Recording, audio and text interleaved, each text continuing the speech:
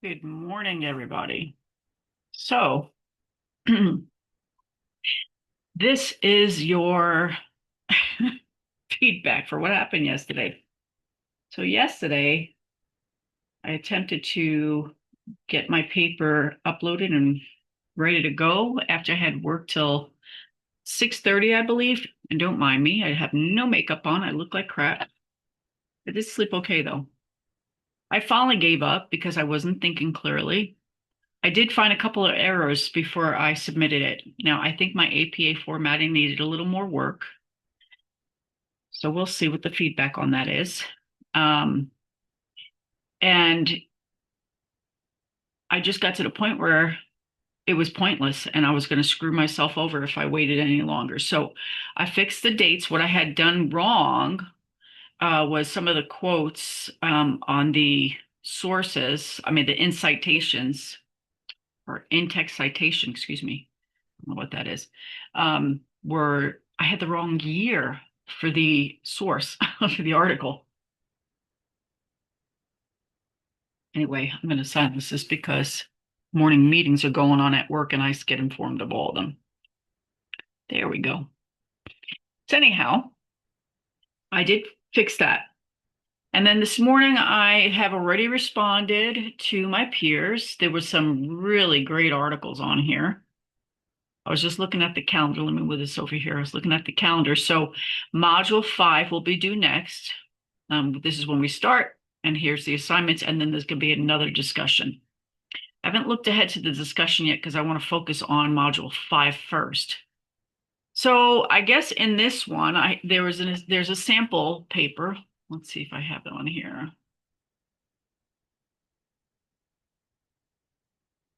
That's a peer review feedback. There's where is this? Da, da, da. No, that's 4. Here's 5.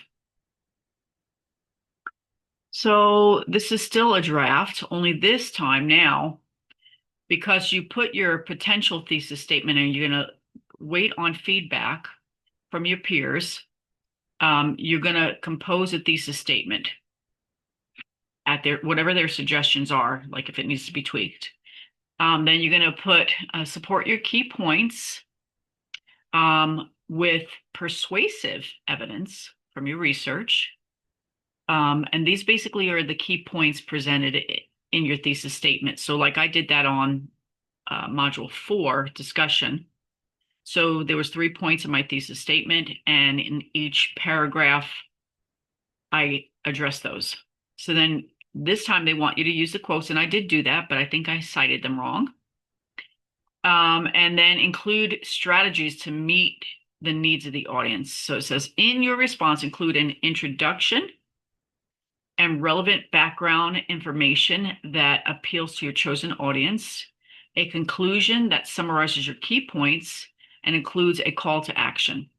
I think I did that in my conclusion. As far as the background, I mean, I got to find more data on that within the articles. And then use persuasive writing techniques, address and refute the opposing viewpoints. And I did on that on module 4, but it was very little. So I'll have to probably put more in there. And then use attribution conventions throughout your persuasive essay. So I don't know what that means, except it says to use what are attribution conventions? Let's look that up. I don't even know. What are attribution conventions? Um, in a persuasive essay. See what it says. Attribution conventions in a persuasive essay are the rules for giving credit to the original authors of ideas, quotes, or data to avoid plagiarism and strengthen your argument. This is done, I'm glad I'm reading this. This is done by using in-text citations and or parenthetical citations, and you can include phrases like according to or specific verbs like asserts, states, or argues. which are followed by the creator's name.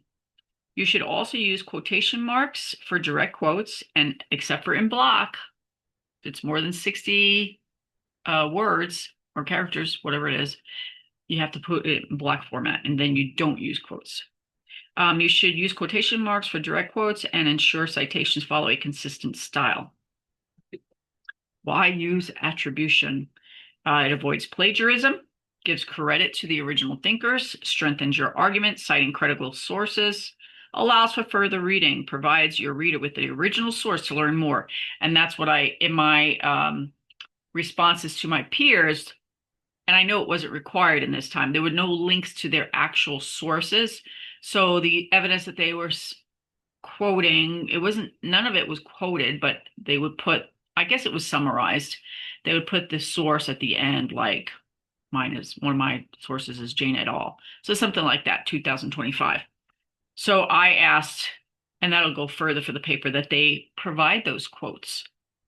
So that, because if the person reading it right now doesn't have access to that, it doesn't seem like it could be just your opinion, not research based.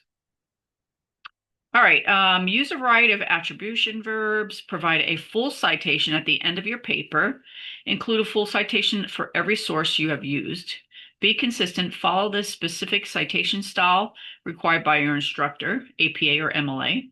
Don't attribute common knowledge. Information that is widely known, such as historical facts or popular sayings, does not need to be attributed. Examples of a direct quote. Oh, this is good.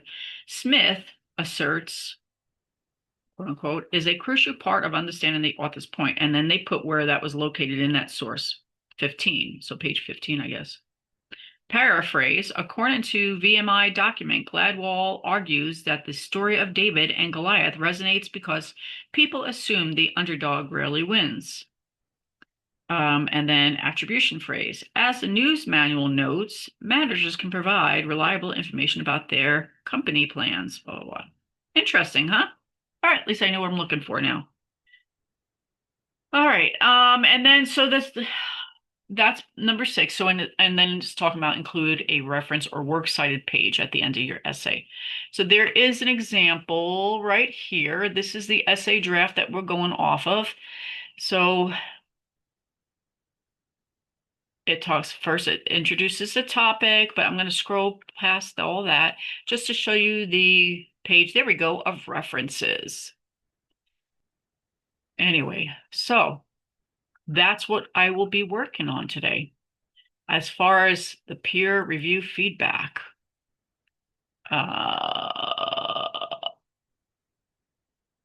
let me find that. Peer review.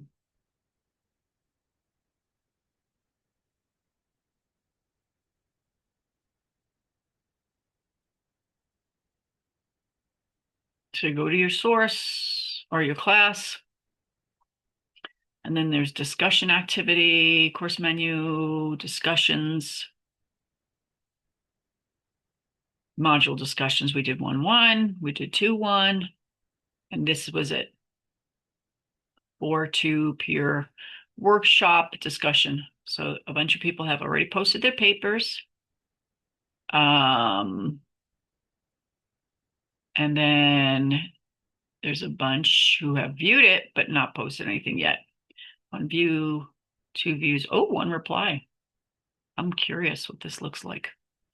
So this was somebody's here. Where's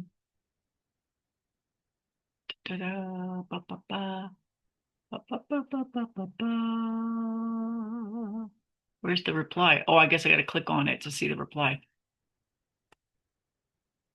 Yeah, I forgot you got to do that. So let's see what the reply said. Just so you have an idea if you're still working on this. So anyway, for those of you who are just joining me, I always forget to do this in the beginning. I am back to school after 26 years of being out. I am a nurse manager. I have very little time to do this. I wanted to kind of document this journey, not just for my own personal reflection back. I think it's really good when a student documents their progress because it helps new students learn. Because teachers don't have the same perspective as a student does. But I also wanted this for my kids for someday. I know I'll be gone. Maybe they'll have these videos to look back on. Anyway, all right. So let's see. So here she's talking about the guideline was about talking about the thesis. So your thesis makes a clear, arguable, and researchable claim that combining federal student debt relief programs with structural reforms in colleges is the most effective way to reduce student debt and make higher education more affordable. Restated in my own words, your thesis is a dual strategy of government intervention and institutional reform best addresses the student crisis debt by helping current borrowers and preventing future debt accumulation. The key points you use to support your thesis: federal relief programs, college structural reforms, and addressing counter arguments directly reinforce your claim. Each paragraph clearly ties back to your central argument, although you could strengthen the connection between your evidence and thesis by explicitly analyzing how each example demonstrates the combined effect of federal relief and institutional reform. For example, when you cite Hensley Clancy on your emotional effects of debt, you should explain how these effects would be alleviated not only by relief programs, but also by tuition reform. So that's comparing and contrasting. And I did recommend that. Potential objections include the moral hazard argument and criticism that college reforms may be slow or ineffective. You address moral hazard well, but you might also consider discussing objections about implementation change or challenges for reforms or political resistance to debt relief, including evidence or examples that show these challenges can be mitigated would strengthen your argument. Overall, your evidence supports your key points effectively, particularly by connecting real-world examples and research studies of your claims. To make the outline even stronger, consider explicitly linking each piece of evidence back to the thesis in analysis section, highlighting how federal relief and college reforms work together to provide both immediate and long-term solutions. Now, who was that? Very nice. What a great reply. So that's pretty much what you have to do. I mean, there are guidelines that you will follow. Do the topic again, and this is what it tells you to do.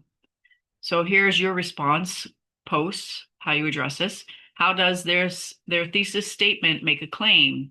Is their claim arguable and researchable? In your own words, restate what you believe your peer's thesis might be, and identify the key points that support the thesis. Do the key points directly support the thesis or move in another direction? Offer suggestions for how the key points could tie together more tightly to this thesis. What are the objections of your peer's claim that they will need to address in their persuasive essay? If there are no objections, what is a claim that would have valid objections? Does the evidence for each body paragraph clearly support the key point of the paragraph? How might your peer indicate a stronger connection between the key point of the paragraph and the evidence? So it says, provide constructive feedback to 2 peers. Try to select peers who have not received any feedback. Though you will not be graded on this, you will be encouraged to respond to your peers who respond to your initial post. So when they respond to us, we have to respond back. Well, she recommends it. Do not comment on mechanics such as spelling, grammar, or correctness of citations. Oh, nobody's going to help me with my citations. Instead, focus your feedback on the areas listed. Remember that you are part of a learning community, and be nice. It doesn't say that, but yes, be nice. Okay, so I'm going to get to work on number 5, and this is going to be a boring, grueling process, and I won't be able to concentrate if I am entertaining my audience. So I will leave you here at this point. I'm going to stop sharing. I'm going to stop recording, and I'm going to skedaddle. I hope everybody is doing well. I hope that you're still encouraged, even if you have messed up on something. It's not the end of the world, guys. This course does not define you. Remember that, okay? And have a great day.